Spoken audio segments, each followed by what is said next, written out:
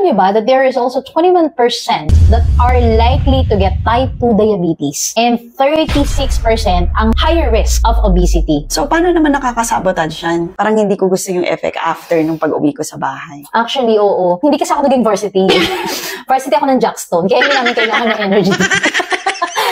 At dahil nga nakasanayan na, ito ay mahirap nang maiwasan. Did you know that in the year 2022, 43% of adults classified as overweight and 16% out of it are classified as obese? And nearly 360 million children and adolescents aged 5 to 19 years old are also classified as overweight. This number is alarming, and World Health Organization reports that lifestyle-related health problems will increase to 500 million new cases by the year 2030. And that is why in this video, we will discuss 7 daily routines that we are doing that sabotage our health and what we can do about it. Technology and innovation help us to gain access to communication easily. Kagaya ng cellphone. Di gaya ng Telegram.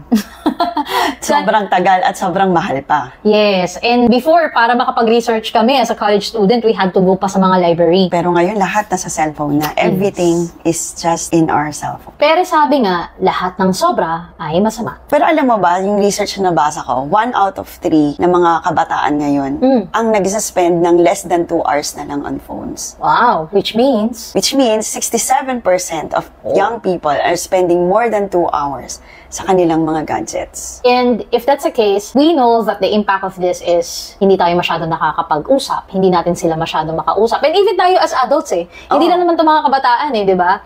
If we find ourselves na parang ang haba ng oras na ini-spend natin using our phone, sinabi namin sa previous video, yung tipong paghawak ko pa lang ng cellphone, nag-i-scroll ka pa lang, nagugulat ka na, nakaka-30 minutes ka na. Or minsan 1 hour, hindi natin namamalayan. The huge impact of that is less interaction. Pwede rin na magkakaroon ka ng eye strain and headache. Yun yung tendency when we're, nakababa tayo ng matagal sa phone. And may mga reports din na tumaas talaga yung bilang ng mga taong nagsasalamin ngayon. At hindi lang tumaas, bumabata na rin. At least ako, aging. At dahil nga nakasanayan na, ito ay mahirap nang maiwasan. Pero alam nyo ba na maraming ways para malaman natin kung gaano na tayo katagal na gumagamit ng cellphone? Yes, we can actually track our screen time with the use of our phone itself. Kung iPhone user ka, you can go to settings and just simply go to screen time. At makikita mo ron kung gaano na yung kahaba ng oras na inilalaan mo when it comes to using your phone. Sa Android naman, iba't iba yung sa settings nila. Pero normally, pupunta ka lang dun sa display. And dun mo makikita kung ilang oras na yung screen time mo. Yes, you can go to settings and then go to digital well-being at makikita mo rin dun yung breakdown kung ano-ano yung mga pinuntahan mong apps at kung gaano nakahaba yung screen time mo. Yeah. Basta pag Android, iba-iba talaga. Yes. And aside from that, of course, aside from tracking, kailangan din nating gumawa ng paraan para naman ma-divert yung attention natin. Instead of using phone that much, pwede kang magbasa ng libro, which is also one of the things that we are now doing. Mother ka na or parents na kayo, then play with your kids. Mas matutuwa pa, mas madedevelop pa yung relationship. Rather than using cellphone, why not, remove the cellphone muna, usap. Mas maganda nakikipag-usap, kwentuhan. Or pwede rin naman kayong maglaro ng mga board games or card games. Another daily routine na ginagawa natin at hindi pwedeng wala tayo nito kasi for sure manghihina tayo. Did you know that chewing food properly will make you happier? Kaya pala kapag kumakain ka, gumagano ka. Di ba may kilala tayo mga ganun talaga Kahit ako pag masarap. Nagbababalid.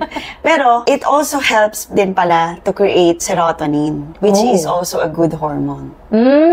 That's nice. And that is according to Harvard Health na article na nabasa ko. And alam niyo ba mga kanosi, having said that, eating is also one of our daily routines that sabotage our health. So, paano naman nakakasabotage yan? Magandang question yan. Because with the kind of work that we have right now, kahit yung mga kabataan natin na nag-school, and sabi nga, virtual is the new normal. Imagining mo, nagtatrabaho ka. And even ako, alam mo yan, kapag minsan sobrang dami mong ginagawa, kumakain ka na sa harap ng computer. Yes, oo. And even students, kumakain sa harap ng laptop. Kasi nga, you can just simply, eat kahit distracted tayo. Yung lahat ngayon, sobrang virtual na lang. Karamihan. And dahil nga, virtual is the new normal, kapag nagising mo, diretso ka agad sa computer mo. Kasi we normally skip breakfast. And breakfast is not only the important, it's the most important meal of the day. Yeah, alam niyo ba na kapag meron kang breakfast or kung kumain ka ng breakfast, mas matagal kang magugutom for the rest of the day. Like, you can last 4 to 5 hours from the time na kumain ka ng breakfast. According to the data from CDC's Youth Risk Behavior Survey, about 1 out of 6 US high schoolers skip breakfast every day. At alam niyo ba that there is also 21% that are likely to get type 2 diabetes and 36% ang higher risk of obesity kumpara sa mga taong kumakain ng breakfast. Oh, wow. The more kasi na hindi tayo kumakain ng breakfast, the more sure na dito papasok yung mindless eating. Yung kung ano-ano lang yung kinakain mo. At saka, mag-iisip ka talaga basta pag may nakita ka biscuit o candy, kasi hypoglycemic ka na or bababa yung sugar mo. Yes. So, anything na mag-grab mo na pagkain. Yun na yung kakainin mo. And pansinin nyo, kapag hindi ka nakakapag-almusal, para mas mabilis uminit yung ulo mo. May effect din kasi siya sa ating psyche or ating psychological. Yes. And it affects our mood, it affects our overall energy. Meron akong friend, recently lang nakausap ko siya kasi nga sinasabi ko sa kanya na ito yung video natin about exercise. Tapos sabi niya, oh mami, hindi na ako nakakapag-exercise. At saka wala na rin akong oras mag-prepare ng food. Kasi nga, wala na siyang oras. Kasi nga, trabaho agad. Tapos pag uwi, tulog dahil yung haba ng time niya sa traffic. That's right. And naiintindihan naman namin yan mga kanosi kasi we've been there. Talagang mawawalan tayo ng time kung hindi talaga natin bibigyan ng time. That's why we're also sharing this to you kasi it might also give you an idea na, ay, sige, next time I'm gonna prepare my food na lang. Or magpabaon ako para makapag-breakfast ka din bago ka umalis ng bahay. So, nakakadalawa na tayo ng discussion. Abangan niyo pa yung mga susunod kasi may isa talaga doon na di natin aakalain na isa sa mga reason kung bakit kakasabotage siya ng ating kalusugan. Yes. It's another routine. Hindi to basta-basta pwedeng tanggalin, lalo na sa katulad ko na coffee lover. Kaya nga na-influensyahan ko na si Cheta iinom ng kape. Oh, no! So that was before. Kasi ang sarap naman talaga magkape. Dati talaga hindi ako nagkakape. Kasi nga naapektuhan talaga yung tulog ko. Yes. Pero ngayon, decaf, pwede na. And aminin mo, masarap naman kasi talaga magkape. Sobro. Yung energy drink lang talaga yung hindi ko na nakahiligan. Ako din. Pero nung nag-varsity pa ako nung high school, that was the first time na na-experience ko uminom ng energy drink. Kasi nga para hindi kami maubusan agad ng energy while nasa track and field. So, buong araw yan halos from morning until hapon, until late hapon. Ganun yung event. Kami-kaming magkaka-team.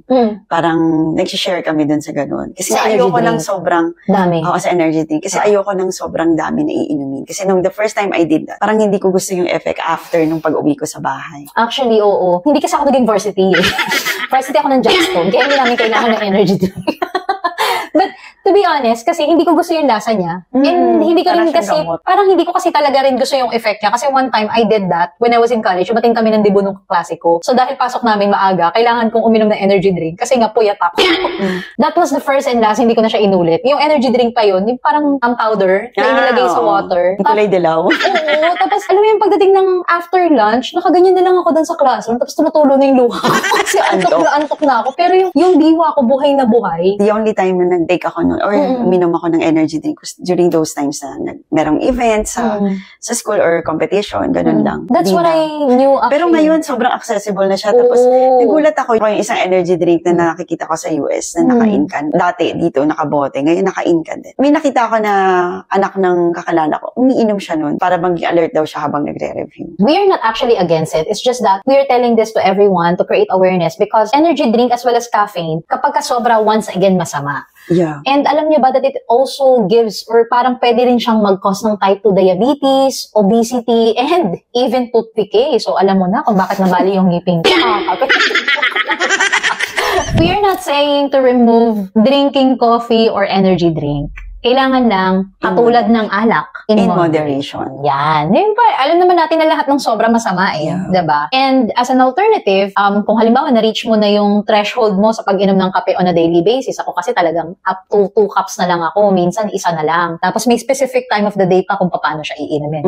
Gaya na nasabi natin sa isang video. Yes. Para hindi mataas yung spike ng cortisol mo. And mas na-exercises namin yung pag-inom ng tubig. Yung tubig sobrang importante. Yung sinasabi nila 8 glasses, meron din kasi nagsabi na hindi masama din yung sobrang tubig. Yes, pag sa short period of time. Yung parang nilaklak mo talaga. Oo, yun, medyo masama talaga yun. Pero pag yung 1 glass every hour, yan, maganda yan. Kasi tinutulungan mo rin maglinis yung katawan mo. Kasi energy drink and coffee, they hydrates us. So yung water kasi, nakakatulong naman siya na mag-hydrate ng katawan natin. Ito naman yung isang part ng routine natin na nakakatulong para makarecover yung body natin, para makapag-rest yung brain natin, and mag-rejuvenate yung cells natin. Naku, masarap yan. Yes. Yes, ito yung pagtulog. Yes. Sobrang pagtulog, hindi rin maganda. Ako Bakit? kasi, there are times na feeling mo mas pagod ka. Have you ever experienced that? Na kapag nasobrahan yung tulog mo, parang feeling mo hindi ka rin rest. Totoo yan. Pero mas masama kapag walang gising. Pero mas masama kapag kulang din yung sa tulog. Yes. Bakit namin nasabi that sleeping can also sabotage your health? Anything na sobra or kulang, masama. Yes. Right? Pagka sobra sa tulog, pansinin nyo, yung whole weekend mo or rest day mo, matulog ka lang maghapon. Parang hindi ka rin nakapagpahinga, parang pagod na pagod ka din, di ba? Pero Rose, ano talaga yung isa sa nakaka-apekto ng paghirap ng pagtulog? Or na mahirapan ka matulog? Ako personally hindi. Pero dati nga kape. Pag sobrang kape. At saka? Tsaka pagka busog. Cellphone. Yes. Cellphone. Marami ng studies na nagsasabi na 2 to 3 hours before your target time to sleep, dapat hindi ka na daw nagsa-cellphone. Kasi yung blue light daw ng cellphone natin is affecting our brain as well. Makes us more alert. At ang isang reason kung bakit nahihirapan ka matulog kapag nagsa-cellphone ka pa bago ka matulog is dahil yung melatonin production natin is nare-reduce by 23%. And then yung sleep quality mo also is reduced by 30%. That's according to studies from the US. Yes. Di ba pagka halimbawa nagigising ka in the middle of the night tapos ginrab mo yung cellphone mo, hihirapan ka na bumalik sa pagtulog. Kasi nagde-decrease pala yung melatonin secretion mo. Yes. At alam niyo ba na ang impact din ng poor sleep quality is impacts our mental health, depression, anxiety. Pag kulang ka sa tulog, yes. no? Aburido. Aburido ka. Di ba sabi nga nila, pag biro ka na daw sa lasing, wag lang sa bagong gising. Mas lalo pag walang tulog. Wag mong bibiro. Paano naman natin mapopromote or magkakaroon ng magandang tulog? First, try to achieve yung pitch black na environment or yung kwarto mo pitch black. Kung kaya lang naman. Actually, nakakatulong talaga siya. Mas mabilis kang aantukin pag wala ka nakikitang liwanag. Yung parang naduduling ka na sa kadiliman. Yung hindi mag-adjust yung mata mo kasi sobrang dilim. Or, pwede before going to sleep, have something warm. Like, kung walang gatas, di warm water. Pwede din. Wag lang coffee. Practice kasi yan ni Chen para makatulog din siya. And yun nga, iwasan natin na mag-cellphone at least 2 to 3 hours before we sleep. Kaya natin yan. It actually helped us not to sabotage our health as well as our sleeping patterns. So, ang next routine will give us the way to have our needs and our wants. Meaning, it will help us earn money. This one, even if you have a business, kailangan mo pa rin gawin to. Which is? Working. And in order for us, of course, to earn money, kailangan natin magtrabaho. Yeah. According to ILO, or International Labor Org, they reported that approximately 2.93 million workers die annually due to work-related factors, with 395 million sustaining non-fatal injuries each year. Wow! Dahil lang sa gusto mong kumita ng pera, minsan, na-jeopardize na rin yung health mo eh, di ba? Oo, kasi yung iba napaka-workaholic, yung iba naman nasa stress sa trabaho nila. At Totoo alam yan. mo ba, may nabasa akong article na it was about a study ginawa sa US and also recently may nabasa din ako from Ireland naman, the study, na most of the heart attacks nangyayari every Monday daw. So, alam niyo na, bakit may Monday sickness? Monday blues. Kasi yung mga tao ayaw pumasok. Actually, isa yun sa mga reason. Kasi they've just rested from Saturday to Sunday. And then parang naiisip nila sabay-sabay pumapasok yung mga stressor nila on Monday. Oo. Eh, kasi di ba, tambak rin naman kasi yung trabaho normally kapag ka Monday. Yes. Diba? And of course, kung wala talaga tayong idea kung paano natin i-maintain or i-handle yung stress and pressure sa work, there's a possibility na maaapektuhan talaga yung health natin. And naalala mo yung friend ko na isa, Chen, if you can still remember her, kaya ayaw niya na magpa-promote. Because the previous job that we had, it's just me, talaga namang sobrang stressful kasi yung trabaho namin. And mas stressful yung trabaho niya, lalo na pagka nagda-downtime. Nagda-down yung system namin. Sobrang stress na stress siya. Kaya nung naglipat kami ng ibang company, magkasama pa rin kami ron, sabi niya sa akin, ayoko na mag-promote. I'm okay with this. Okay na siya na nag-i-increase yung sweldo niya on a yearly basis. She has more time to spend with her kids. Oo. Ako naiintindihan ko naman yung pinanggagalingan niya. Not a person na, hindi ko siya nakikita na walang pangarap to be promoted, pero kasi naramdaman niya siguro talaga na pwede talaga siyang magkasakit. And there are people talaga na who would value more time with their family kaysa dun sa work or sa career. That's totally true. That's why may mga tao na nagre-resign kahit sobrang laki ng sweldo, pero ang hirap-hirap kasi ng trabaho, ang toxic ng environment, lumilipat talaga sila kahit mababa as long as they are happy. We are also encouraging everyone na para hindi naman tayo basa-basa ma-burnout, hindi maapektuhan yung health natin ng work, we must do something about it. Sino ba naman kasi ang hindi mahuhook sa mga magagandang palabas na available ngayon? Biro mo dati, kailangan mo pumunta ng sinihan to watch movies, right? Or, para masubaybayan ko yung series na gusto kong panoorin, kailangan maghanap ako ng DVD na meron nun. So, okay ka na kaya. Kaya lang, syempre, pag may mga pagkakataon yung nabibili mo, pagdating sa dulo, malabo, or kaya tumatalon na. And then, Kapag movie naman ang pinanood mo, or binili mo ng DVD na gano'n, may dumadaan na tao. uy, upo. And that is why streaming platform nowadays and napakarami na nakasubscribe, and therefore watching is also one of our daily routines na nagsasabotage ng ating health. Did you know that in the US, people are watching an average of 21 hours of streamed digital media per week? Yung buti nila per week. Yeah, and there are 99% household subscribed to at least one streaming platform. Wow, akala ko 99% of germs. Yung pala, 99% of household.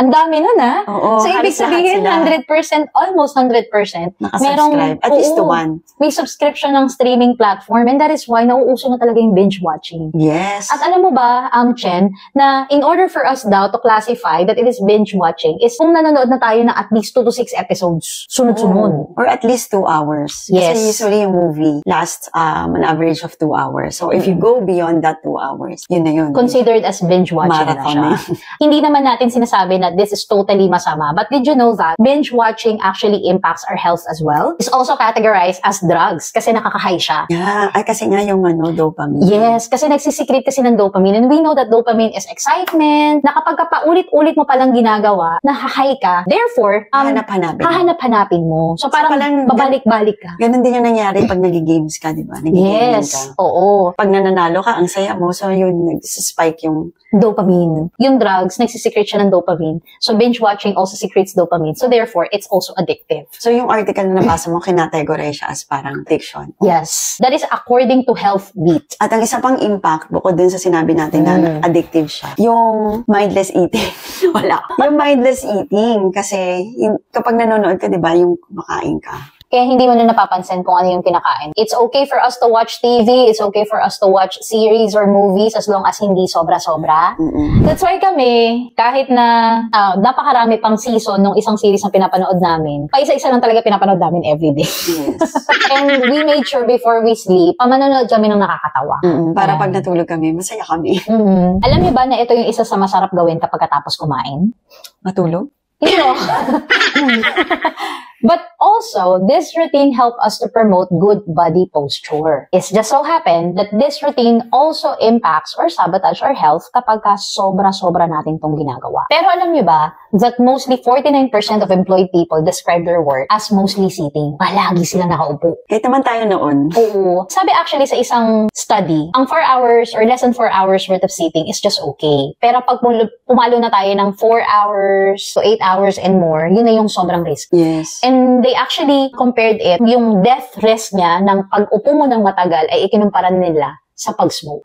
So, gusto niyo malaman kung paano ang isang tao madalas umupo or madalas humiga pagkatapos kumain. Tingnan niyo yung balakang nila. Dito lang tumataba at saka dito sa may puwetan, sa may balakang. Yun. Medyo madalas umupo yun. Pag naman yung likod nila, yung medyo malaki, yun ganun din. Mas madalas silang humiga right after kumain. Sinasabi mo kanina, coach, na bulge sa gilid. It's love handles na tinatawag.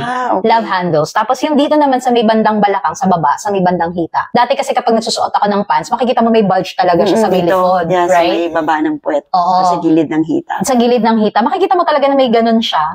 And kami ni Chen, what we're usually doing, kahit ako nga minsan parang, uy, tatakbo ka ba? Bakit nakatayo ka pag kumakain? Bukod sa kulang yung upuan, tayo nakatayo ako. Hindi, joke. Pero talaga pag ako kumakain, minsan nasanay na rin ako na nakatayo. Or after kumain, talagang nakatayo kami ni Chen at least 10 to 15 minutes. Tapos ang ginagawa namin, kasi syempre mabubore ka, rather than using cellphone, nagbabasa talaga. And nagagamit namin, na-maximize talaga namin yung time namin by standing after kumain. Kasi at least 15 minutes, may nabasa ka na rin. According to Mayo Clinic, standing, it will help burn 50 calories per hour. Wow! By just simply standing?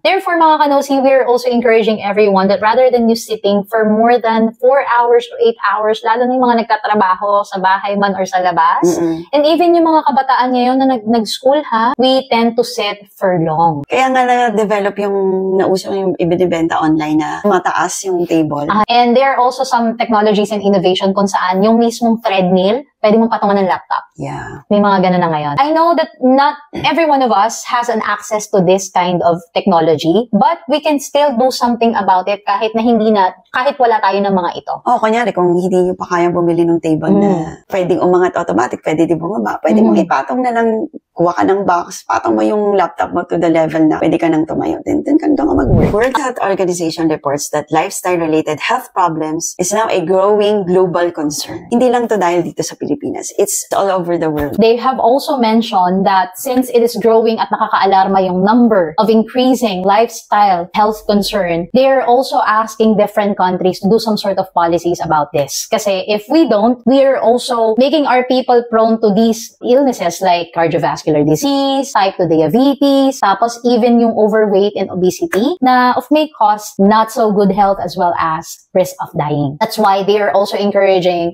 countries all over the world having sidewalks. Yung mga sidewalks, yung mag-create daw ng parks, yung mga places talaga na pwedeng mag-jog or pwedeng mag-cycling yung mga tao para they can actually do that even going to work. However, here in the Philippines, as of the moment, alam naman natin, hindi ganun ka-accessible ang mga parks. Yes, at yung mga sidewalk, hindi rin ganun ka-ganda para daanan yung iba nagagamit na ng mga business. Actually, hindi siya friendly minsan. Yes. Kasi malapit, most of the time, malapit siya pa rin kasi sa sasakyan. Kaya hindi rin minsan kahit gusto mo maglakad, hindi mo magagawa. It's either wala talagang madaan ng sidewalk or so therefore mga kanosi, as of the moment, since we don't have that kind of accessibility for all of those things, what we can do is to help one another to create awareness. Hindi natin magagawa outdoor, pwede naman natin gawin indoor. Kasi with the current situation that we have, na wala pa tayong access doon, pwedeng sa bahay na lang muna. And yung mga exercise namin doon sa 7-day challenge namin, pwede nyo gawin. Pwede naman maghanap din kayo sa YouTube for other exercises that would defeat you. Sabi nga namin, yung grade in 8 minutes of workout is already good enough for you to start having a healthy lifestyle and not a sedentary lifestyle. That's right. That's why we are encouraging everyone to share this video to anyone you love, to anyone you know, para magkaroon tayo ng awareness. And at the same time, makapag-start tayo to live a healthy life. So sabi nung nakilala naming 76 years old na siya at that time, sabi niya, if you take care of your body when you're younger, your body will take care of you when you get older. Yes, a great message and God wisdom for us to take care of our health so that we're gonna be able to enjoy the blessing na ibinibigay niya sa atin at ibinibigay niya sa ating family. And for us, of course, to enjoy the time that we have in this world with our family, with our loved ones, doing our purpose. Hanggang sa muli mga kanosi. Bye!